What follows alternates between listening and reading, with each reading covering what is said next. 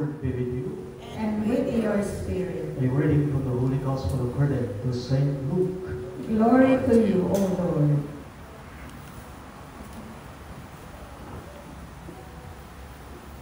Jesus came down with the 12 and stood on the stretch of level ground, with a great crowd of his disciples and a large number of the people from all Judea and Jerusalem, and the coastal region of Tyre and Sidon. And raising his eyes toward his disciples, he said, "Blessed are you who are poor, for the kingdom of God is yours. Blessed are you who are now hungry, for you will be satisfied. Blessed are you who are now weeping, for you will laugh.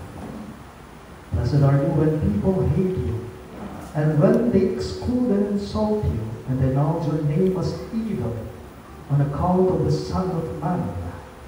Rejoice and leap for joy on that day.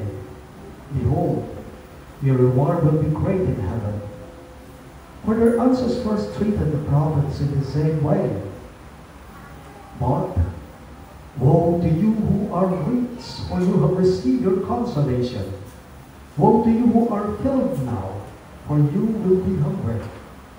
Woe to you who laugh now, for you will grieve and weep. Woe to you when all speak well of you, for their ancestors treated the false prophets in this way." My dear friends, the Gospel of the Lord. Praise to you, Lord Jesus Christ.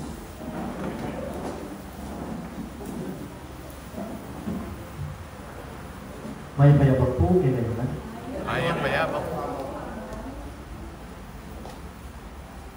What makes you happy?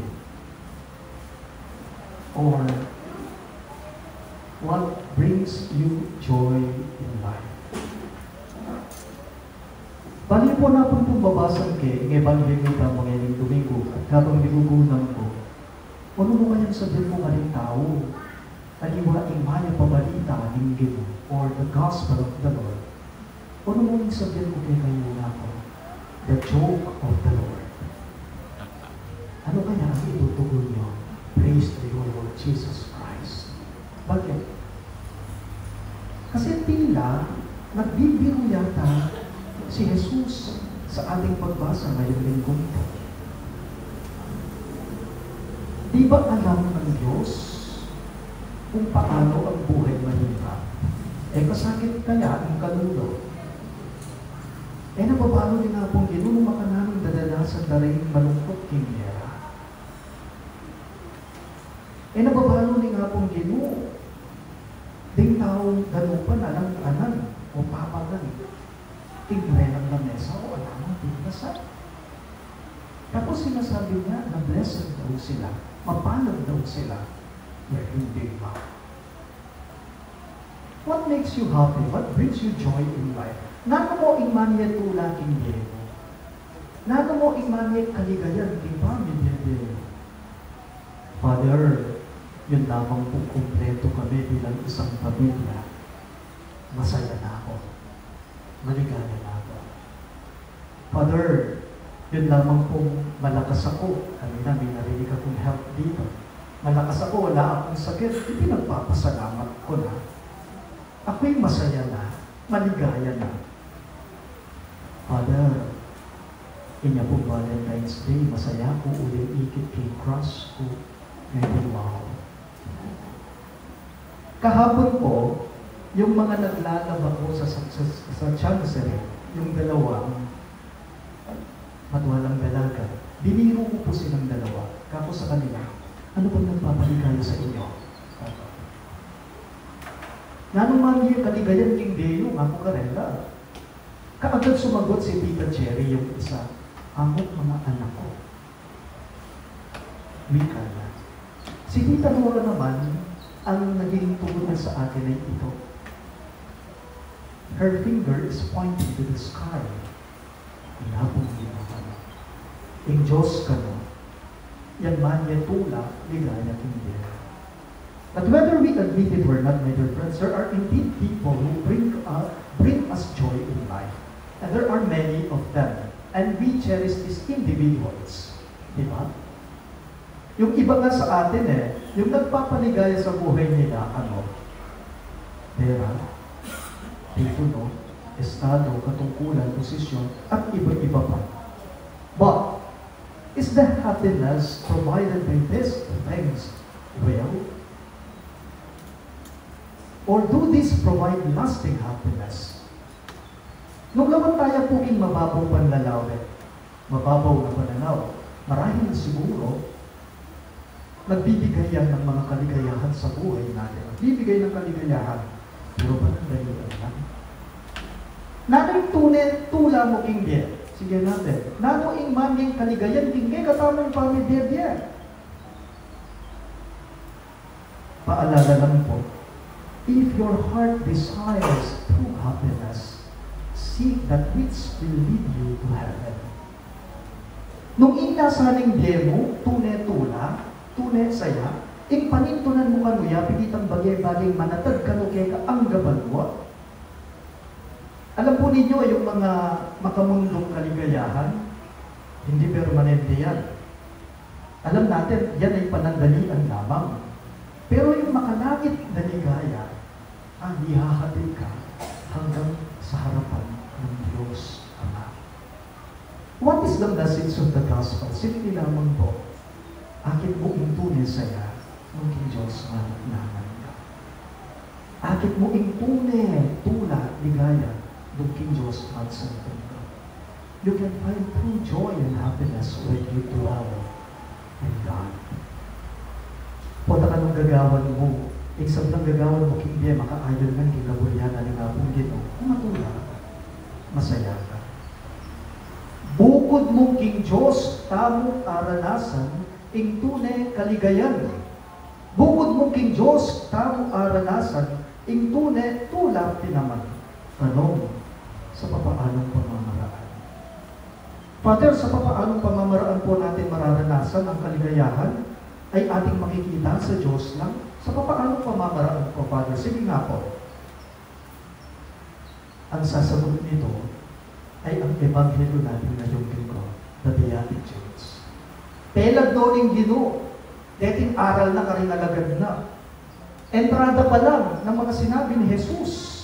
Makabaldugan na yung sinabi na, mapalad kayo, watak anak kayo, nanuman kinggeyo, mapalad na kanuretang tao, anak kinggera. Ngunit in Diyos mo yung panaligan na, uling ni papangako yung kanukarela, in kayariyaning banwa. Blessed are those who have nothing in their lives. Kasakit na. Itaong ala nanuman. Itaong sanen king kawalan mo. Kaya naman meron ka sa buhay mo, kaso konti lang yan. Sabihin natin marami yan. Di ka ng taong ala nanuman, mas matalas na kung ano pa magpaula ka kesa ka rin taong atinan. Bakit? Kasi yung taong meron na sa kanya, gusto niya, dadaan pa. Yung taong atinan, yung burina, kaya ayayasan burina agyo Pero itang taong alana, hindi yung Diyos mamasaya. Kasi wala ka na. Sino pa ang aasahan mo? Walang iba kundi si Kristo. Yung taong alang-alaging biyena, mamasaya, kinapong Ginoo, mamagasaya, kinapong Ginoo, at manayaya, kinapong Ginoo. Yung taong wala sa buhay niya, naghihintay sa magkaroon siya ng trabaho niya. Yung taong walang-wala sa buhay niya, maninayayang ikahustisya niya. Yung taong alang-alaging biyena, maninayayang isupan niya. Pero yan kami tutong mapalad. Bakit? Uling in Diyos siya mong paniwala na ang pagkatiwala na hindi. Blessed are those who have nothing in their lives, for theirs is the kingdom of heaven. Ang ganda po ng mga sinabi ni Jesus. Sabi niya, blessed are you who are now weeping, for you will laugh. Blessed are you who are now hungry, for you will be satisfied.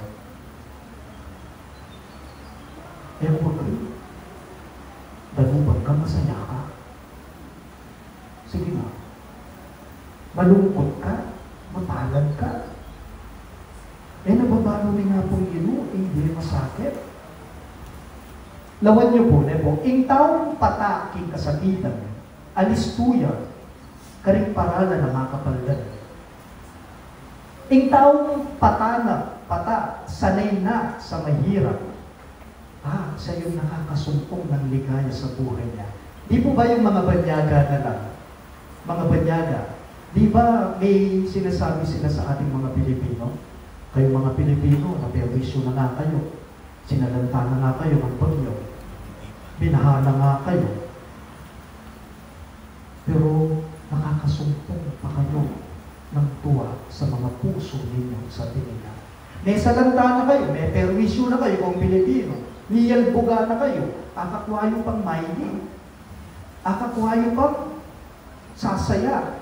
At aliwa mo ito, nakikita ko pa kayo, sabi ng mga banyaga, kaway-kaway pa kayo sa kamera, tuwang-tuwa. Bakit? Kasi sanay tayo sa mabigat. Sanay tayo sa mahirap.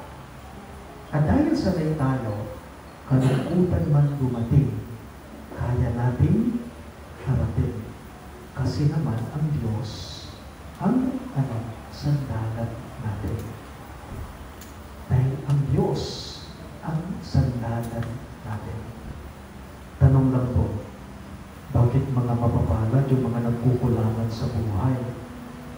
Bakit mapalad yung mga walang-wala sa buhay nila? Ano bang meron sa wala? Pakisagot na. Ano bang meron sa wala? Ano bang mabuting kapalaran sa mga nawawalan? Why are they so blessed? Mapalad daw yung mga taong wala sila sa buhay nila. Itang dimod mo, kapulit mo, di takmoy na tsukarela. Bakit? Mapalad sila dahil naniniwala sila ng lahat-lahat ng nasa sa kanila, biyaya ng galing sa kanila. At lahat ng nasa sa kanila, alam nila, lumilipas yan. Mawawala yan. Panandalian lamang yan. Alam po ninyo sa totoo lang, kaunti lang naman talaga ang ating kailangan. Kaunti lang talaga ang kailangan ng tao sa buhay niya. Sabi po ni Jesus sa ating Ebanghelyo, woe to you who are rich, woe to you who are filled now, woe to you who laugh now. Makalunos kayo kanu, di kayo kanu bibiyege sa ganangin. Makalunos ka nung makuhalta ka. Kung agree ka dito, kaawa-awa ka, kalunos-lunos ang sasapitin mo sa buhay mo, kung sagana ka ngayon, kung nasanay ka sa meron, hindi naman yata. Bakit nakakaawa, kalunos-lunos, yung mga taong nasanay sila sa buhay na masagana? Bakit? Masama ba ang mag-ipon? Sige nga. Bakit? Masama ba na meron ka dahil pinagpaguran mo kung ano ang meron ka? O rugo, maka-guilty, ingating security. O rugo, maka-guilty, ingating security. Simple lang po. Kasi yung taong atinan, na kaya layang pigang siya. Kapag ka nasanay kang meron ka, ang gusto mo, madagdagan pa. Amen? Kapag ka nasanay ka na meron ka, parang feeling mo hindi sapat sa'yo eh. Kasi meron ka, kailangan dagdagan ko pa. Ay kailangan plus, plus, plus, hindi minus ng minus ng minus. At kapag ka meron ka, kung minsan, nagiging madamot ka sa iba. Pagkait mo, inanuman atin ka, karing-ali ba? Kalunos-lunos sila, sabi ni Jesus sa atin, hindi dahil pahihirapan sila ng Diyos. Hindi. Nagiging kalunos-lunos yung mga taong meron sila kapag ka nagiging attached na sila sa worldly things, attachments to worldly concerns. O yan po yung panibata naming gulugin din. Yan po ang pinanggagalingan ng gulo sa buhay ng tao. Kapag ka-attached na siya, attachments to worldly concerns. Sa dati kong parokya, ngayon po halos sa Quezon Road, sa may San Simon, bayan ng San Simon. Noon po, noong nandoon ako, participis pa ako sa Santo Rosario, Paulo. May mga factories na doon, pero hindi pa po gaanong marami. Pero lahat ng mga nakatira doon, Kasi binibili ng mga Chinese, ng mga Taiwanese, yung mga lupa nila. At hindi kakapatid ka rin, ipapatenda, gabon. Lanto na ugali, lanto ng gahaman ng karas kimanarap, kinggabon na attachments to worldly concerns. Malalim po ang tinutukoy na ligaya, na tuwa, na galak ng ating ebanghelyo ngayong linggo ito. Pagkana po, balang kalulo, mabalang kali, kumusta naman din ang kalululo kung matamad? Mapalag na, matamad natin At balang makwal ka, makalunos ng kali. Sabi mo ko nga sa inyo, bakit masama ba mag-ipon? Masama ba ang meron kung yan pinagpaguran mo naman? Masama yan kung ikaw na ang kinokontrol ng anumang meron ka. Dapat ikaw mag-control nito at alam mo kung paano mag-detox sa mga ito.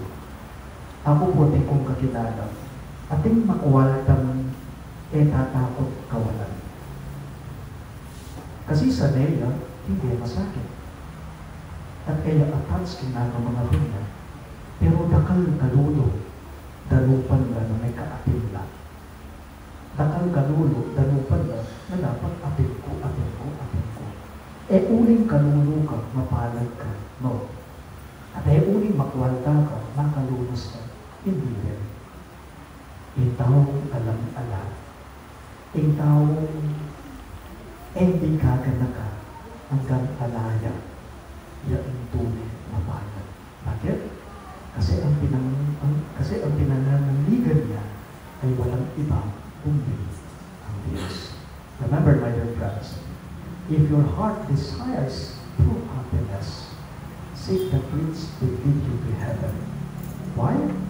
Because you can only find true joy and happiness when you dwell in God.